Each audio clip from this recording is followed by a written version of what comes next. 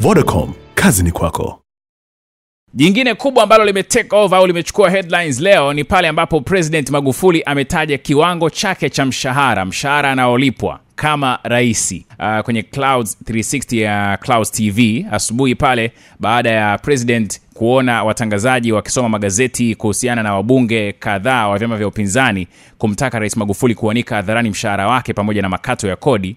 Rais aliweka wazi wa mshahara wake kwamba ni milioni 9,500,000 kwa mwezi, na amesema yuko tayari kuonyesha hizo nyaraka za malipo ya mshahara wake na kutoa mchanganuo akimaliza mapumziko, ambapo sasa hivi yupo Geita. Sema ahadi nyingine nyingi bado zinasubiriwa za President Magufuli. Watu wangu wa Kahama 87.5 pia msisahau President Magufuli kwenye kampeni kuna vitu aliahidi. Ndugu zangu wa Kahama, tutajenga bandari kavu hapa Isaka. Najua mlikuwa mnafanya biashara kwa sababu ya bandari kavu ya hapa. Tutajenga reli ya kutoka Dar es Salaam mpaka Isaka ambao ni standard gauge. Huyo ni President Magufuli, na kila mwananchi, kila mtu sasa hivi anataka kuona ule ufuatiliaji ama utekelezaji wa ahadi ambazo alizitoa kwenye kampeni zake. Shule za sekondari bure, kuna ile milioni 50 kwa kila kijiji. Hizo ni baadhi tu ya ahadi.